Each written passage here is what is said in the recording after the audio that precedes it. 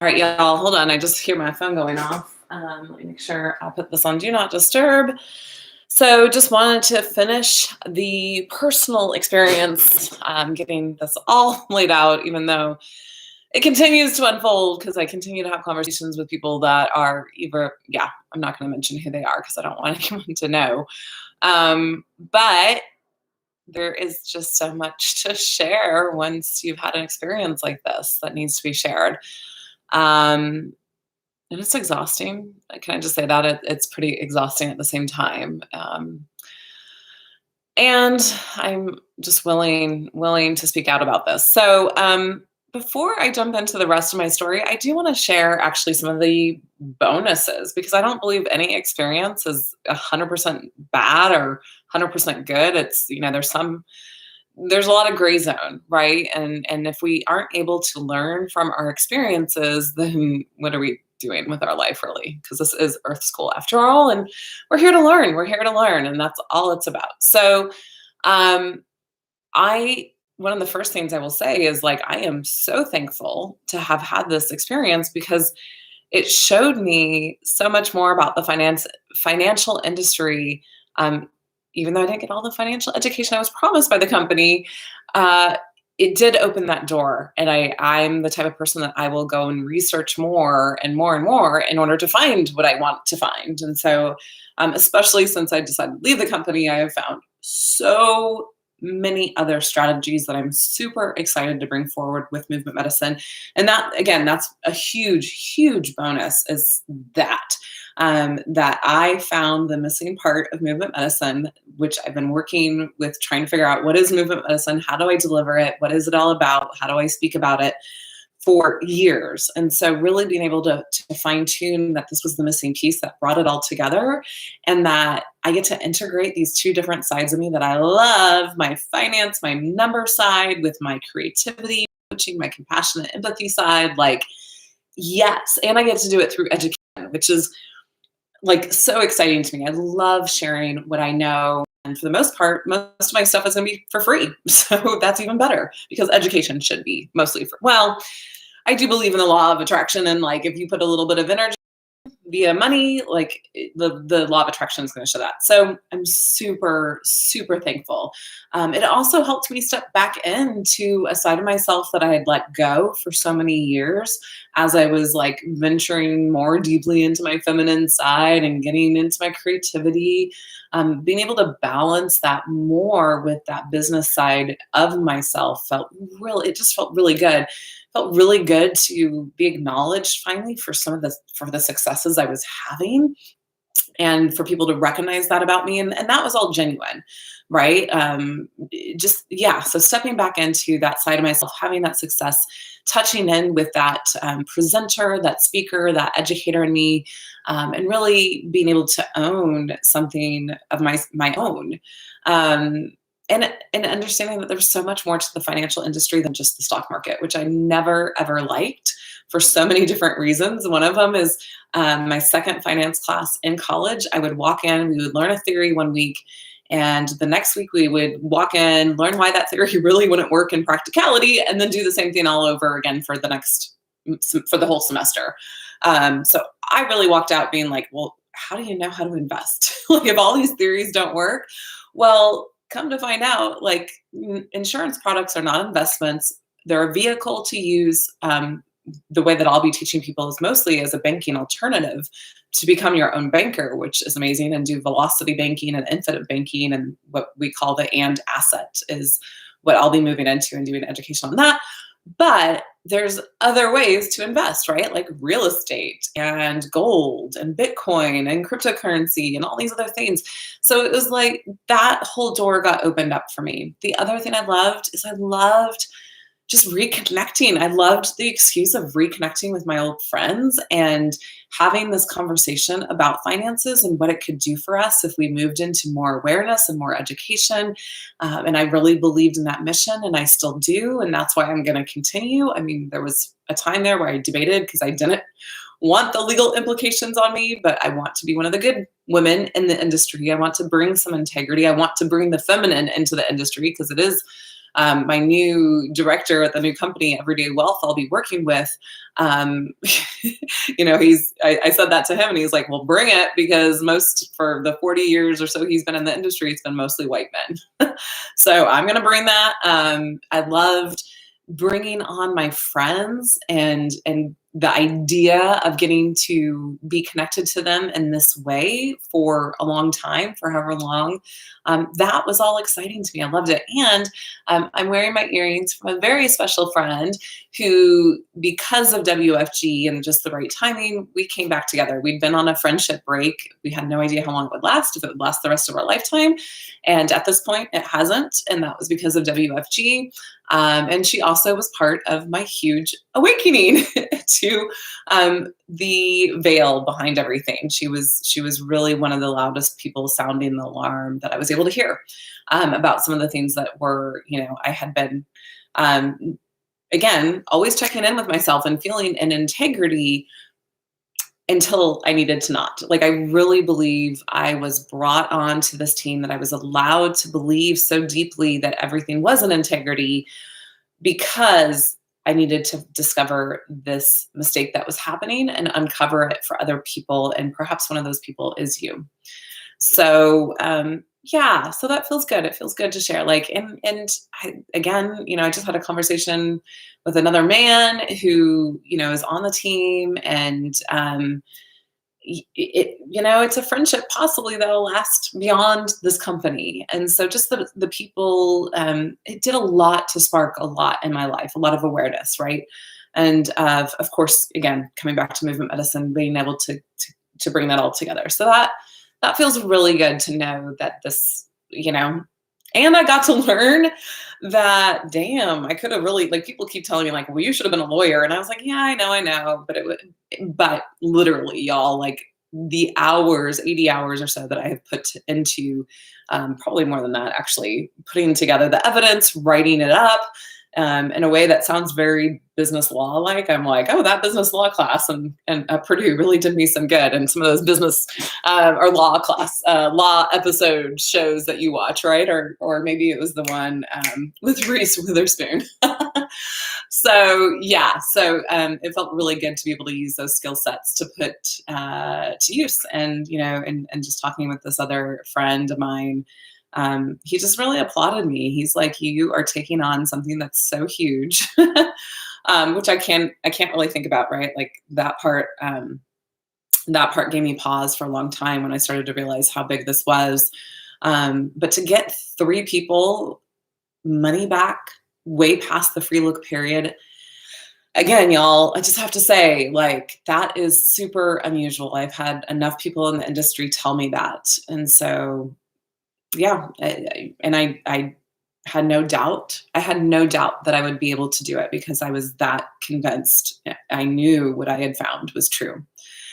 All right, so the rest of my story, let's see how much more of I want to do with this, but I do want to share. So we finished yesterday with me finishing the first conversation with the bigwig at RFM, who had berated me for an hour and a half, trying to pull my energy out to get me to acquiesce to their goals, which, again, I still am like, I'm only asking for more product and financial training, which is the industry we're in. Why am I getting met with so much resistance?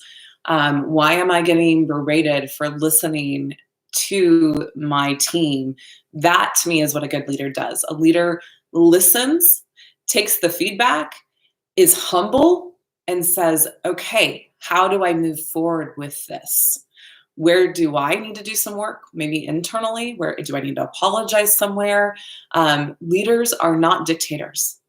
Leaders are people that are able to collaborate with a great number of people and get them moving in the same direction.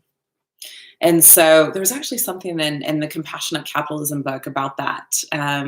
And in that way, all of us are leaders. That's kind of what compassionate capitalism is. So funny, because I remember sharing that at the RFM full-timers, and the bigwig at RFM ended up using that quote later and I'm the one that brought that up to awareness. So anyway, so I had that conversation. I could tell, that this was probably not a place that I wanted to be at. And I was told that I needed to be on the rest of the weekend, which was going to be convention, or Wealth Bowl. And I just decided, like, no. Like, I did like 10 minutes of one of the rooms, and the energy was just off. It was like, I do not need to be here. I do not want to be here. And I need to separate myself, because when you've been in this constant indoctrination without even really knowing it, the worst thing to do is to stay in it and continue to receive that indoctrination, because you're never going to be able to hear yourself think, because it's constant this. And that's part of why they have the business structure set up with the meetings the way they do. Part of the reason they want you to have constant communication with your upline and your downlines is because you never have a chance to stop and question things, right? Because when you start questioning things, which should be a great part of any business, but not part of the team I was on in WFG. Again, I don't know if this is WFG specific or just the team I was on, but questioning things, would come back with like, well, you just need to continue to stumble forward, stay confused, just had answers like that, especially if things became too technical. So I took some time away. I continued at this point. So yeah, because this is before I had any answer from my upline about the product that she put me in. And so I think at this point I was very aware that I needed to start documenting all of my attempts to get my upline to do something about these products that I was in. So I started documenting all of that in emails. I would no longer talk to her via Zoom or anything I couldn't have a documentation of. And I took time just to really research. It was very helpful too, because my car got hit, so I couldn't drive Uber. So I had a lot of time just to research the industry. I started thinking, like, do I want to be a CFP? Do I want to stay at RFM? How can I do that? Or WFG? What I discovered, though, is that I was going to have to ask my upline for permission to leave her team. And both the bigwig of RFM and WFG told me that. And I thought, that's BS. This woman has put me on the wrong product, put my financial home in danger of so much. She's lied to me to my face about my goals, never apologized, never owned that she even did anything to apologize for. And I have to ask her permission to leave her team. Like, that to me was, and then it was this contradiction of, if I stay, I have to follow things. Like, I couldn't morally do it, because I was going to have to follow her, knowing all of the stuff that was getting brushed under the rug by everybody at WFG and RFM at this point. It took me still 2 or 3 months. Today's April. Yeah. Like, I started submitting stuff to compliance at WFG about this and what was happening, like early February. So at least 2 months. And again, until I escalated this just last week with WFG, I have not gotten a response about my complaint as a client of this upline. So I'm investigating. I'm going through different strategies if I could stay at WFG, because I did like the platform. Again, I was really sold on the IULs. And what I came down to is, again, I had a moral conflict of staying on this woman's team. I did not want to have to go ask her to leave her team. I thought that was very, not degrading, but just like BS. And when I looked at it, I was like, I want to be able to do my own thing. I can't do that till I'm at SMD. My team is not following me because they are not in agreement with how things are run. They don't like the meetings where all they learn is about recruiting and not enough about the industry and the product. So I'm going to have to find people that are okay with that just to get promoted in order to become my own team. And when I do that, I was going to have to leave one of my legs with this upline, and I couldn't do that to another team. I just couldn't do that to a leg. And a leg, if you don't understand, like in this structure, right? Like, here I am at the top of a pyramid, and underneath you is your team, right? So you have people that are direct to you, and underneath them is their team and people that are direct to them. And so you're encouraged to have 3 or 4 of those legs before you promote to the SMD. And then that way, it's called the exchange principle. You leave one of those legs, and it's usually in the SMD gets to choose your strongest leg, essentially, and they get to take that leg, and you move on without that leg of your team that you've spent time investing in and building in. So I just couldn't do that. So I knew that I couldn't stay at WFG. So that was unfolding in the process of still trying to get an answer from my upline. Now is February. I still have not heard from this woman. It's like February 9th, I believe. And so I sent her a message. It was Monday. I can remember it specifically saying, if you do not respond to me by 5 p.m. my time tomorrow, I will take this to compliance, even though I pretty much knew it was already going to compliance. So she starts getting back to me finally. And in that email, I documented all the different times I'd gotten in touch with her and the ways I'd done it. So it was all documented to start the process. And it was just so interesting because that's where she started to just dance around owning any responsibility for this. She wrote it off as, well, I hear that you want to be in that you found a different product through your training and that you want to be in that product. And so let's see what we can do to help you.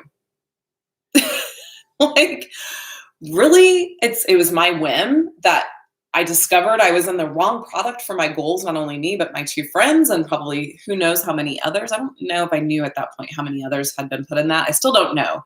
And WFG isn't getting back to me on like what they're going to do in order to figure out how many people are in this wrong product for their goals. And so that was alarming to me.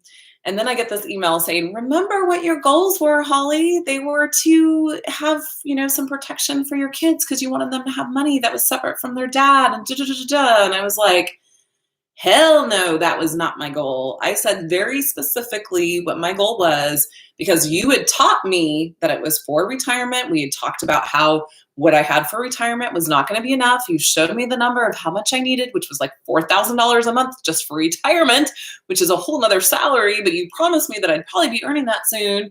But so let's go ahead and open this product where you can start stashing some of that money once you get it because you're going to do so well at this company. That was why I got this product as an like my F&A, my financial needs analysis that she took shows all of this. But in an email, she tries to lie to me.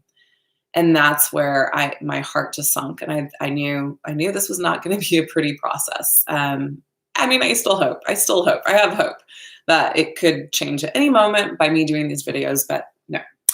So that's where I wrote in an email very specifically back that I was very clear on my goals. And, she tried to convince me through a couple more emails to get on with the VP of sales for the region of Nationwide to remind me of why I got into this goal, why I got into this product. And I was like, this woman, like, either really has amnesia or dementia or, something is going on, or she really just doesn't want to face what's happening, which I get it. Like, if I had made this mistake and had been making it for over 2 years, and looking, oh my gosh, I could lose my license.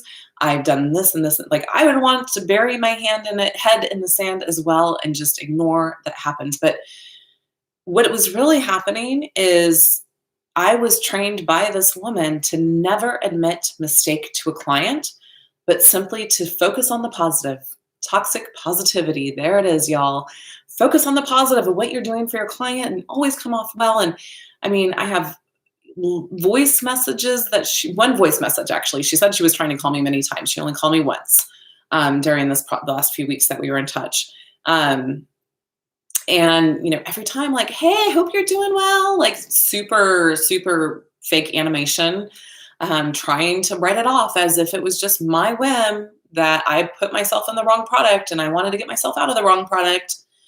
And so, yeah, that's when I saw that, I immediately just started submitting everything to Nationwide, to WFG, and to wrap this portion up. It took quite a bit of time, actually, more than it would have been nice to have taken, to figure out the right people to talk to at Nationwide. But once I did, I think it only took about 2 weeks for them to do the interview or the investigation and return my premium. So it was pretty quick after that point.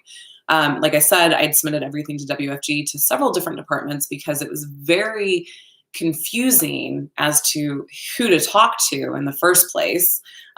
You don't have phone numbers. You're not given phone numbers for any of the headquarters at WFG. Like, I had to hunt those down from other people on the team, and even those numbers didn't get me to compliance. I ended up having one more conversation with the bigwig of Revolution Financial Management herself.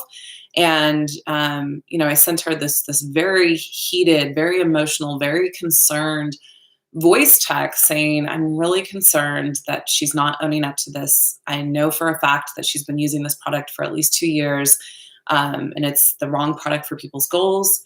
I'm here to help, unravel this, but this needs to be addressed, or it's going to be a law. It could be a possible lawsuit going down the road, right? A class action lawsuits, either private lawsuits or class action lawsuits, because people are putting so much money into this that they don't even have, y'all.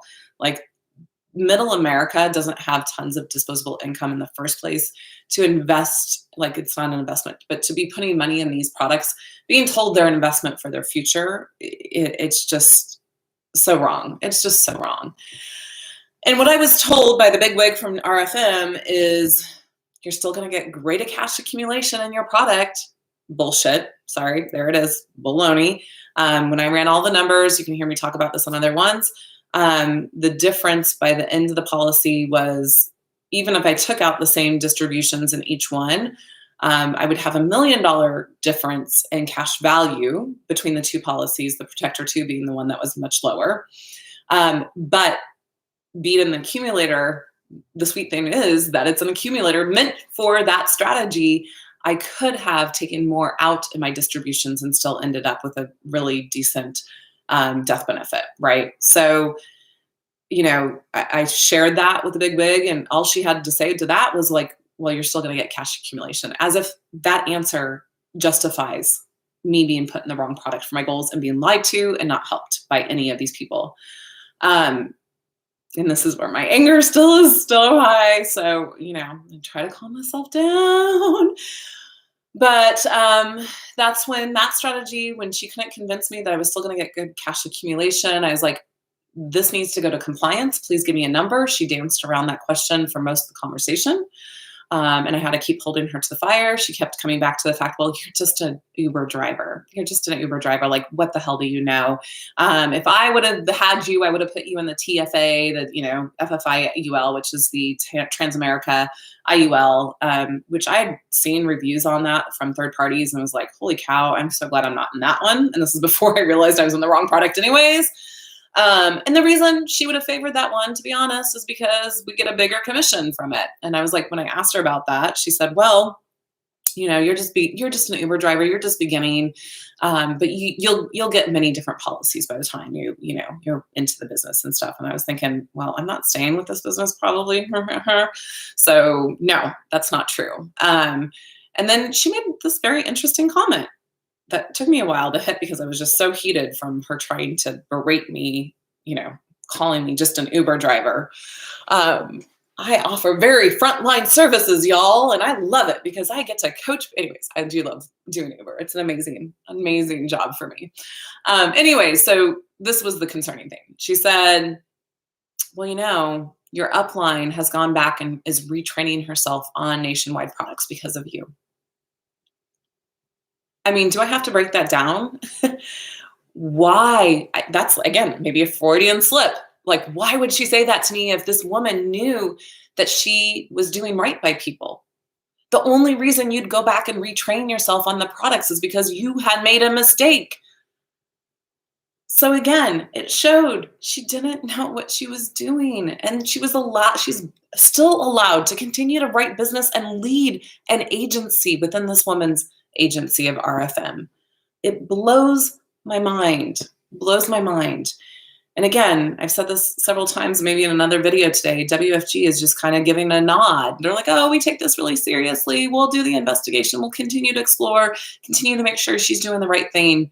And I'm like, no, you need to frickin' do an audit of all of her clients that are in this product and check with them to make sure that this is really their goal. Check their FNA, make sure this is really their goal, because I pretty much have a great feeling, just a hypothesis, but it's a pretty good feeling that because she was selling the IUL this way and putting them in the product that didn't match the way she was educating people to use it, that things are going to be a mess for you all. And you all, that's on your consciousness, that's on your legal thing. But here I am, trying to get noticed, trying to have my voice heard, trying to help people because that's the right thing to do. So yeah, when I got my money back from Nationwide, They said that I couldn't do anything for my clients, that they had to, my friends, that I was a split agent on. They said they had to submit the stuff themselves. So I had my friends. I pretty much typed up things for them, had them submit it, and we waited about 2 weeks, I think, to hear back. And they said, "Well, this is a vastly different case. We're not going to refund your money. You've had your free look period. By the way, the way they worded it was like, well." The evidence that was provided, and the only evidence was really, anyways, we don't know you get there, doesn't, it doesn't not show that this isn't a great product for you. And I'm like, how could that even hold up in a court of law? Really? Like, that's enough evidence to keep them in this product that it's not showing. It's a double negative anyways, first and foremost.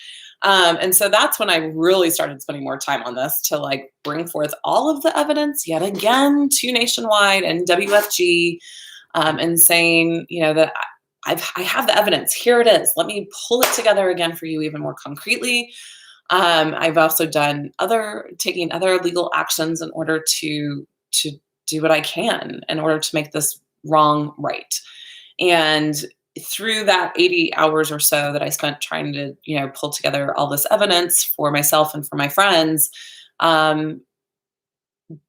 they did find evidence again that the way this product was sold to people as a retirement vehicle, and that the specifics of the product were never taught to people, that they were never given the opportunity to review their illustration with this agent, with the upline. They were never shown distributions and what that would do to affect the illustration. They were just told to sign their illustration to put their policy in force. And there's just so much. Yeah. I mean, I can't go into all the details, I guess, probably here, but just know, again, I provided the evidence to do what is not done in the industry. 3 of us have gotten our policy free looks reinitiated way after the 30-day free look thing, and we've gotten our money back. We've gotten our premium back, even after they told me initially that my friend's cases was so different. I was able to prove that it wasn't. And so just by deduction, there has to be something there, right? There has to be something there. So that really brings us up to the present. I started to get vocal because in talking to, like I said, in my first confession here, I had several different agents that I was, and I just outed myself in the first video. So I apologize to those agents if I put you in harm's way. But it also just shows that these tactics that RFM and Team Inspiration are using are not healthy. They're not in integrity. They're certainly not spiritually or socially healthy for people. I don't even know the words anymore to use for what they're doing. It's just they're using personal defamation to try to discredit me and the evidence, because they can't speak against the evidence because, again, it's proved 3 times now. And they're also, I can only imagine what they must be saying to these agents who were concerned as of last weekend about their own financial home and that of other people that they knew were in this product. All of a sudden, we don't want to be part of what you're doing. Please don't contact us anymore. And they're now putting their upline first over their own financial home and their own legal responsibility to themselves and their clients via their state license. So, yeah, but somebody, maybe it was my mentor, Sean Wolf, who said people are always revealing themselves. Always. Did something just happen? Anyways, it looks like something just happened with the live stream. And that's true, like you give people enough time and you put enough, you just hold yourself steady, which, inadvertently will put pressure on people if they're so used to being the one in power and control and they can't do that with you, they will show themselves to you. And I wish it was a different story. I so wish it was a different story right now, because it could have gone so differently. She could have owned back in November, oh my God, I didn't realize I made this mistake. Let me A, fix it. B, let me figure out how I got here. and C, let me figure out the work I need to do in order to not get there again. And it would have come back to, I need better training in the financial industry and I need better training of the products. It would have been that simple. But they keep insisting that I don't know. Like, I don't even know. Like my mind cannot, even though I'm so familiar with this dynamic in the energy world, it still baffles me how people can pull the wool over their eyes and convince themselves that they're doing right when all of the actual 3D evidence is proving otherwise. It just baffles me. So, yeah, that's it for now. Again, if you know anybody that was part or had been connection with Team Inspiration on Revolution Financial Management, that isn't a Protector 2 product, please have them reach out to me. If they reach out to, I should share this. Yeah, I should share this. So last piece of evidence here is my friends that were in this product reached out to my upline, towards like once they heard that I was getting my money back, they're like, okay, great, we're going to get our money back, right? So, but they wanted to see, I think again, they probably wanted to give the upline the benefit of the doubt. So they contacted her and said, we want to see the comparison between these two policies. So mind you, this is 2 months after this upline had been made aware of the cost of insurance reduction that kicks into play in year 21 of the policy. 3 months from learning that the goal of the Protector 2 is vastly different than the goal and thus the structure of these policies, the accumulator and the Protector 2. So she has known for at least 3 months that she'd put people in the wrong product, because she also, remember, had started changing. She changed the product that she was using as her kind of flagship product from Nationwide when she used Nationwide for people. And I saw that from the new person that came on my team that gave me these earrings. And so 2 months later, she's running these, well, she didn't even run the illustrations. Nationwide ran the illustration for her, which I found out was pretty common for her. When I looked back at what she did, she ran the illustrations so that my friends were paying up until year 120 on their policy. For both of them, for accumulator and protector, they were paying, there was no distributions, and she used the wrong version of the software that if she was paying more attention, she would have gotten. And so in doing what she did, again, same amount of money into both policies from now until year 120 when the policy expires, it would make the Protector 2 look more beneficial, because again, that 25% reduction kicks in and it starts reducing the cost of insurance so that your cash value goes higher. But that's not a true, accurate depiction. And I look at that and I say, okay, either her retraining of herself that the big wig of RFM said she was doing didn't work, because she's still making the mistake that shows the Protector 2 looks better. Or two, the more likely scenario possible, I don't know what if I say that, but she is now purposely deceitful in trying to make the Protector 2 look like the better product for my clients, so that she can justify keeping them in that product. And so she doesn't have to own up to what she's done. And and again, the fact that she used the wrong version of the software speaks volumes to me, as well as that she wasn't paying attention to what she was doing, even when she called Nationwide. And Nationwide also should have probably asked her, like, what version of the software are we running here? So, if she would have ran the policies with distributions, she would have seen and she would have demonstrated to my clients, to my friends that were getting out of this product, that the product would underperform or perhaps even lapse. And so she couldn't show that. She couldn't show that in the demonstration, so she had to do it this way. So I don't know. I mean, maybe she realizes now, maybe that's why this other like leader on her team came after me with hate speech and defamation, because it's like, when you see their ship is going down, you're just grabbing for whatever you can. I don't know. And again, it just breaks my heart. It breaks my heart that if she just would have taken ownership back in November, this could have been a different story. It really could have. All right, y'all, that's enough for me today. Have a great, blessed day. Please share, please like, please subscribe.